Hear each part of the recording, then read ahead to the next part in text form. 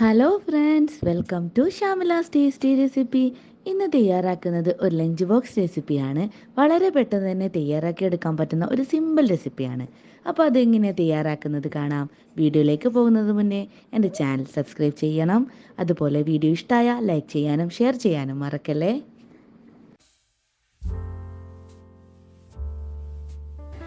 നമുക്ക് egg rice തയ്യാറാക്കാം.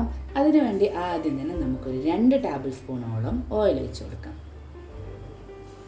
ഇതിലേക്ക് ഒരു വലിയ ഉള്ളി ചെറുതായി അരിഞ്ഞിട്ട് കൊടുക്കാം. ഉള്ളി ഒന്ന് പെട്ടെന്ന് വാടി കിട്ടാൻ വേണ്ടി ഒരല്പം ഉപ്പ് ചേർത്ത് കൊടുക്കാം. ഓക്കെ,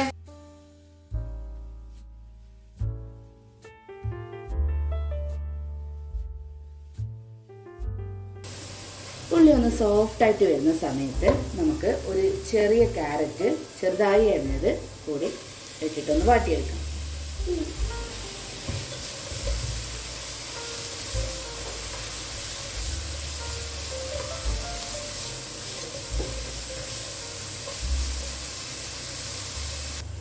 അങ്ങനെ നമ്മുടെ ക്യാരറ്റ് വാടി വന്നിട്ടുണ്ട്.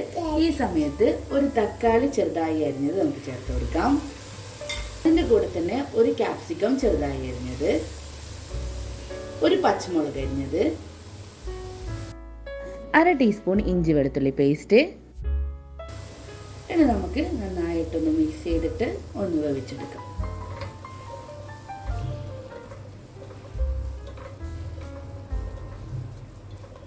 ക്യാരറ്റും ക്യാപ്സിക്കും ഒക്കെ ചെറുതായി അരിയുന്നപ്പോഴാണ് കുട്ടികൾ അതെടുത്ത് മാറ്റി വെക്കൂല, പെട്ടെന്ന് തന്നെ ചോറിൻ്റെ കൂടെ അങ്ങ് കഴിച്ചോളും. അതുകൊണ്ട് ക്യാരറ്റൊക്കെ ചെറുതായി അരിയാൻ തന്നെ ഒന്ന് ശ്രദ്ധിച്ചാൽ മതി. ഇതിലേക്ക് നമുക്കൊരു 1/2 ടീസ്പൂൺ ഗരം മസാല, ഒരു 1/4 ടീസ്പൂണോളം കുരുമുളക് പൊടി. നിങ്ങൾ എരിവിനനുസരിച്ച് കുരുമുളക് പൊടി എന്ത് ചെയ്യുക, കൂട്ടുകയോ കുറയ്ക്കുകയോ ഇൻക്രീസ് ചെയ്യാം. ഒന്ന് ഇത് മിക്സാക്കി കൊടുക്കുക.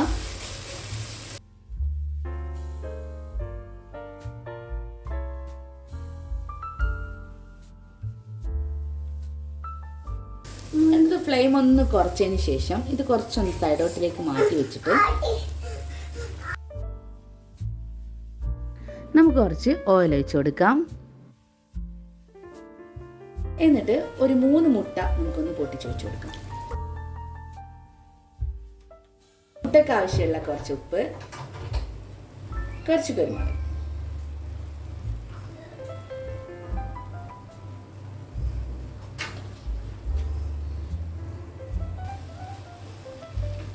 മുട്ട ഒന്ന് ജസ്റ്റ് ഒന്ന് മിക്സ് ചെയ്ത് കൊടുക്കാം.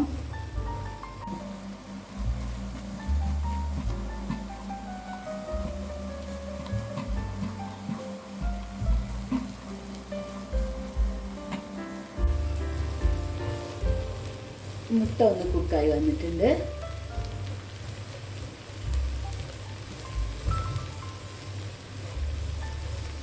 നമുക്ക് ഈ മസാല മുട്ടയായിട്ട് മിക്സ് ചെയ്യാം.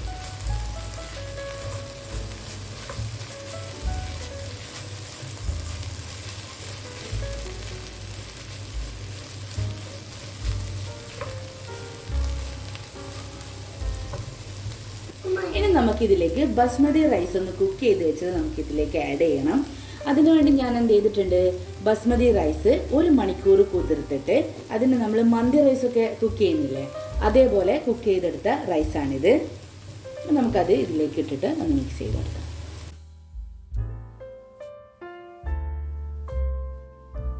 ഇതിൽ തന്നെ നമുക്ക് കുറച്ച് ഇൻഗ്രീഡിയൻസ് കൂടി ചേർക്കാനുണ്ട്.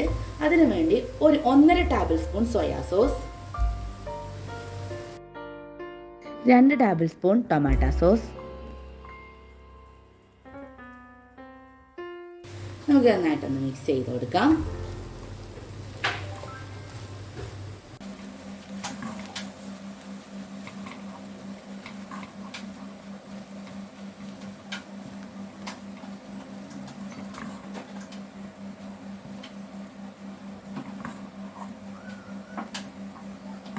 അങ്ങനെ ഞാൻ എല്ലാ റൈസും മിക്സാക്കി എടുത്തിട്ടുണ്ട്. ഇനി നമുക്ക് ഇതൊരു 5 മിനിറ്റ് ലോ ഫ്ലെയിമിലൊന്ന് കുക്ക് ചെയ്തെടുക്കാം. അതിൻ്റെ മുകളിൽ കുറച്ച് മല്ലിയില വിതറി കൊടുക്കാം.